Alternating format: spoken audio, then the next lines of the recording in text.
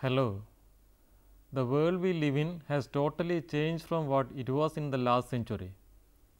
The change is very much apparent, especially in the way we communicate with each other.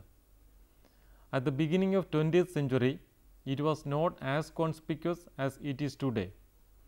But a group of far-sighted philosophers and writers theorize how the world will be affected by the proliferation of mass media. These philosophers studied how the new devices for mass communication can be used to define culture. That is why the study of critical theory and Frankfurt School philosophers becomes significant for a scholar of fine arts. The term critical theory is used in two contexts. More scientific usage of the term critical theory designates the theory put forward by several generations of German philosophers and social theorists in the Western European Marxist tradition known as the Frankfurt School.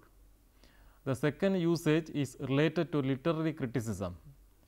Critical theory in literary studies is ultimately a form of hermeneutics, that is, knowledge via interpretation to understand the meaning of human texts and symbolic expressions. In this module, we will focus on the major theoretical topics defined and proposed for discourse by the Frankfurt School thinkers, as it is more relevant for an artist practicing in contemporary cultural context. 5 Frankfurt School theorists were chiefly responsible for establishing critical theory as a specific school of thought. They are Herbert Marcuse, Theodor Adorno, Max Horkheimer, Walter Benjamin, and Jürgen Habermas. With the latter, critical theory moved away from its roots on German idealism and assimilated ideas of American pragmatism. One major area where the Frankfurt School of thinkers excel is developing the theory of mass media and communication. Communication happens between individuals. It can happen between one to one or one to many. In the public sphere, communication usually happens between one to many.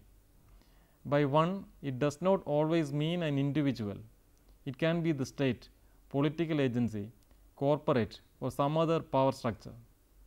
The public sphere is where opinions are formed. Taste is created there. Judgments are made and transaction of wealth takes place in this sphere.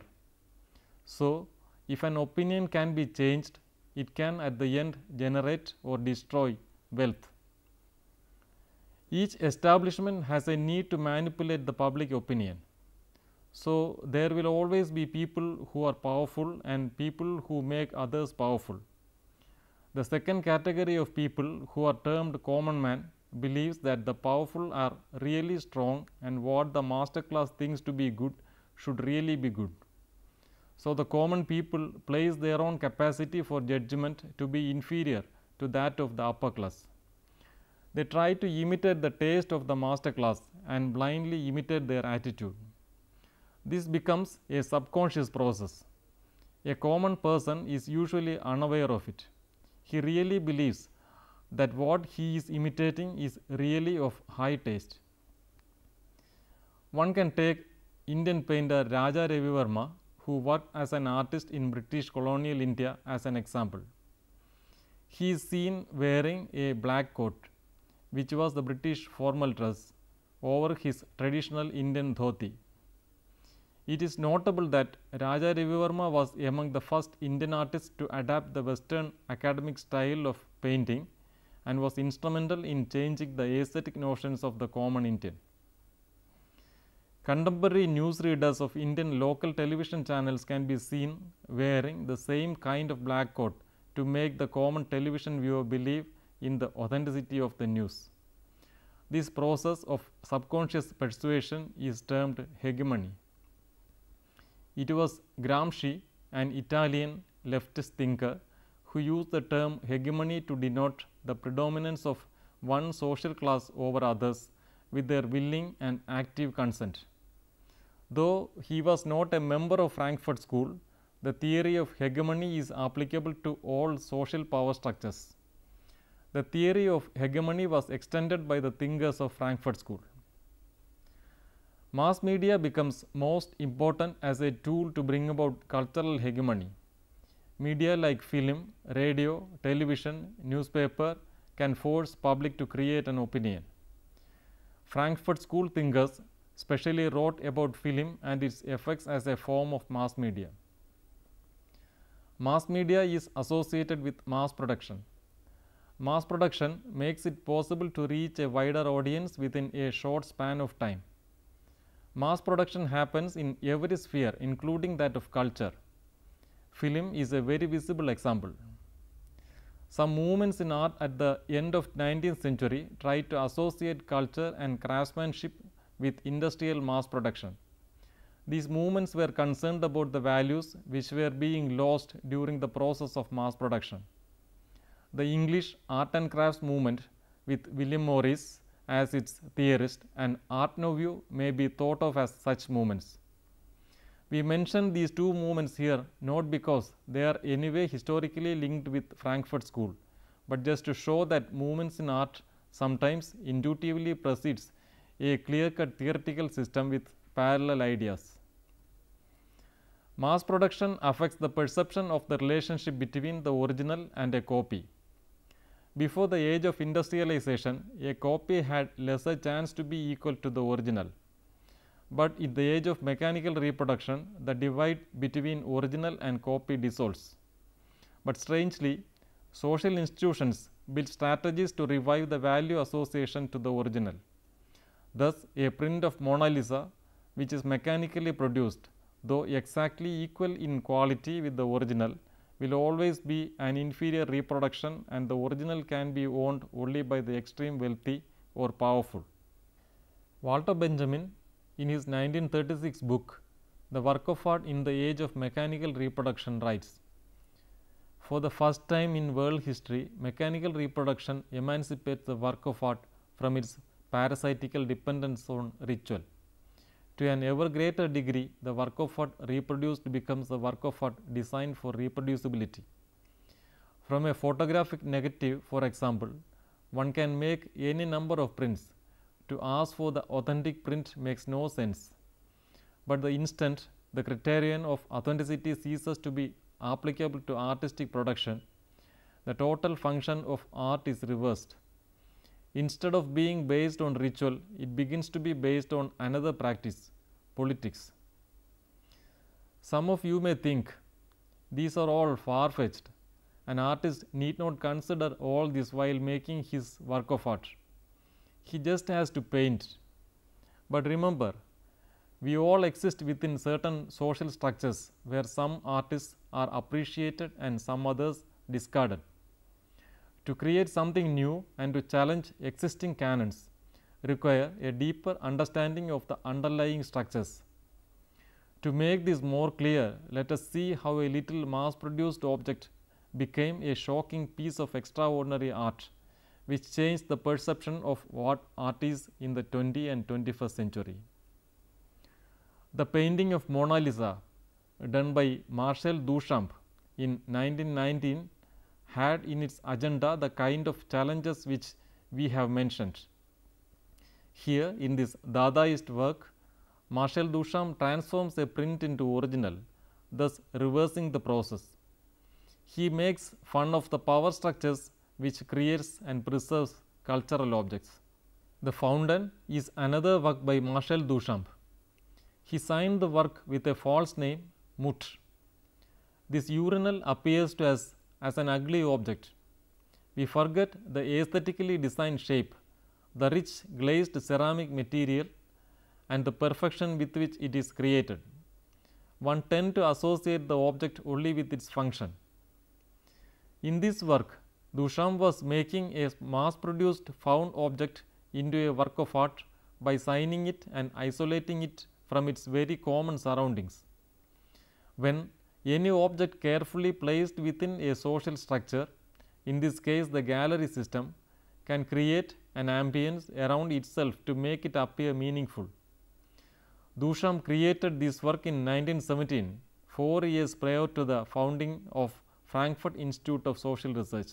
This process of making a commonplace object to an object extraordinary is termed reification.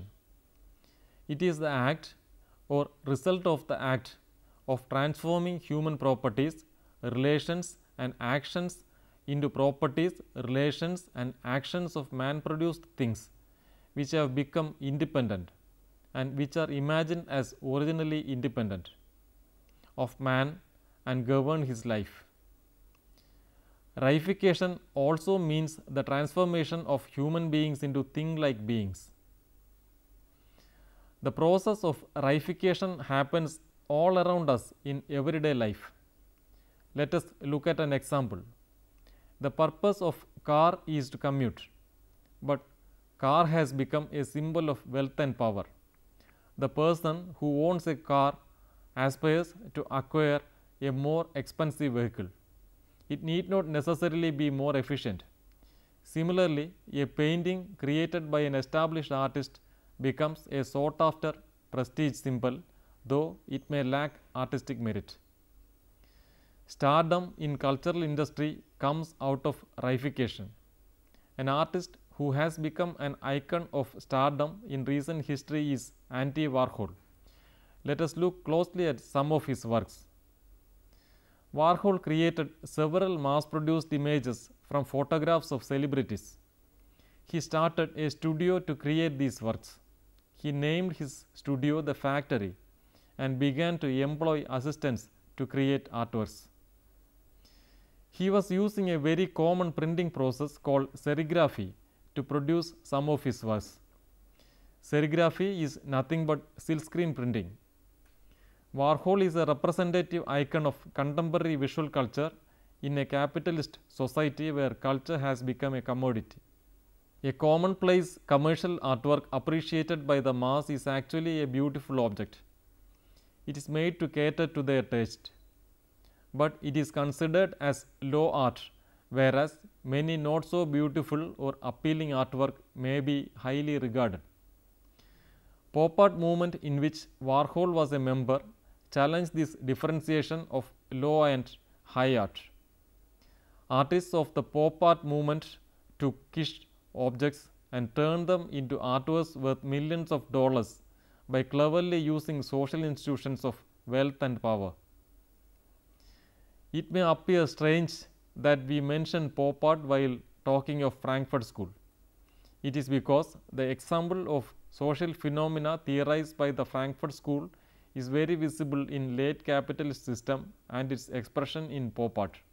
It was during the 1960s that Warhol began to make paintings of iconic American products such as Campbell's soup cans and Coca-Cola bottles, as well as paintings of celebrities such as Marilyn Monroe, Elvis Presley, Troy Donau, Muhammad Ali and Elizabeth Taylor.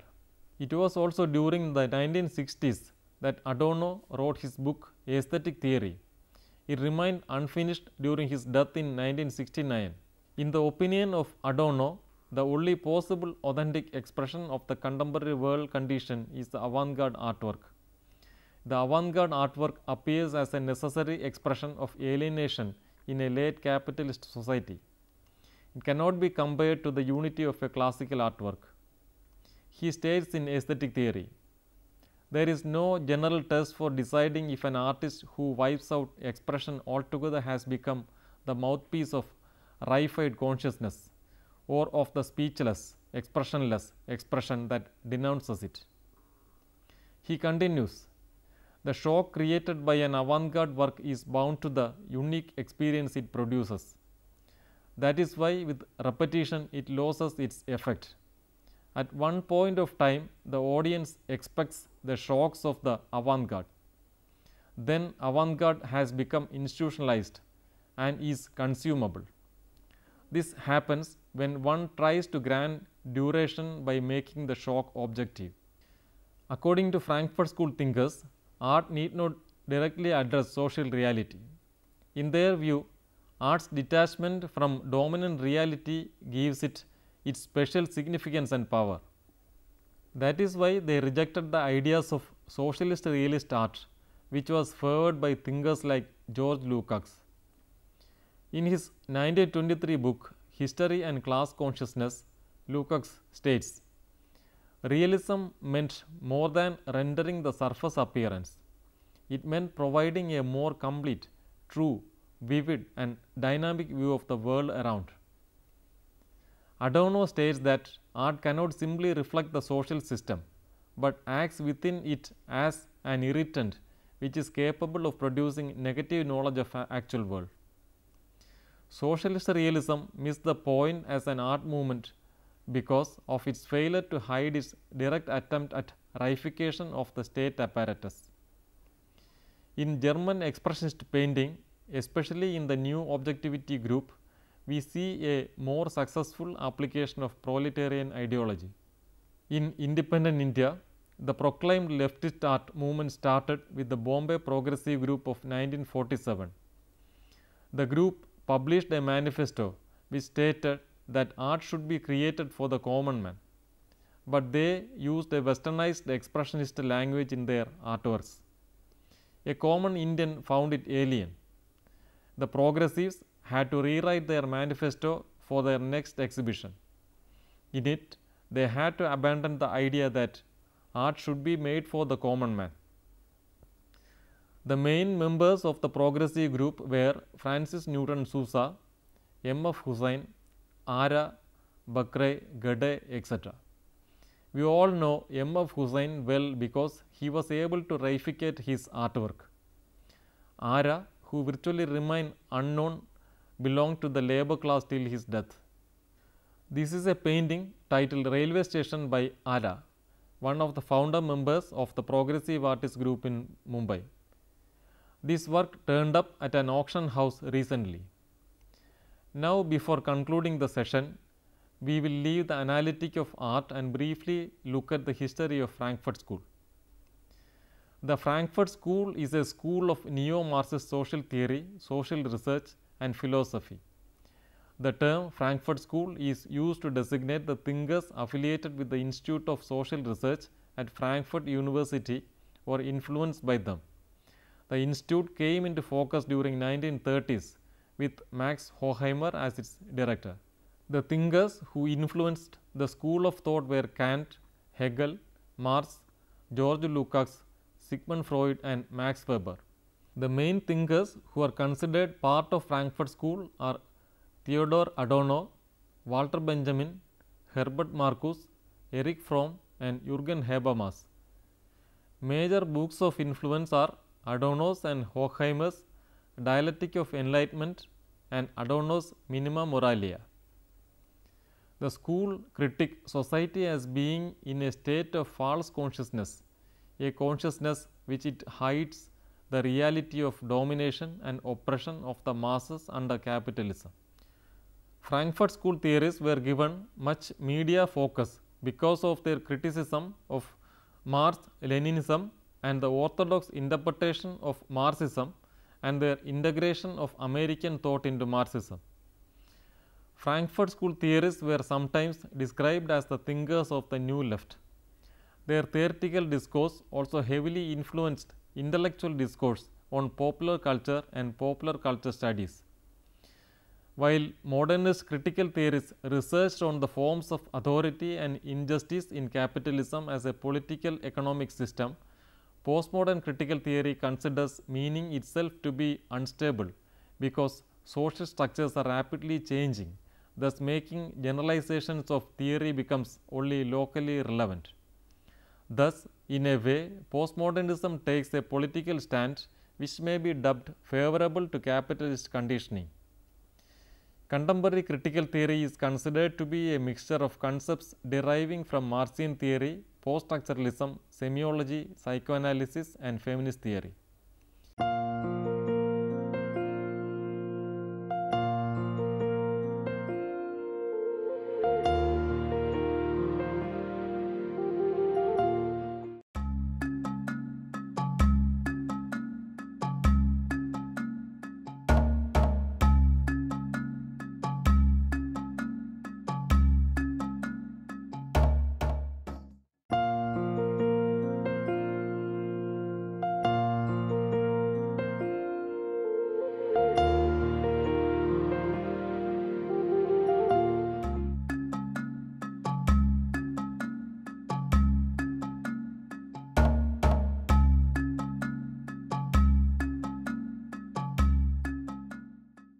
It is time we conclude this module on critical theory and Frankfurt School. Till the next class, thank you. Bye.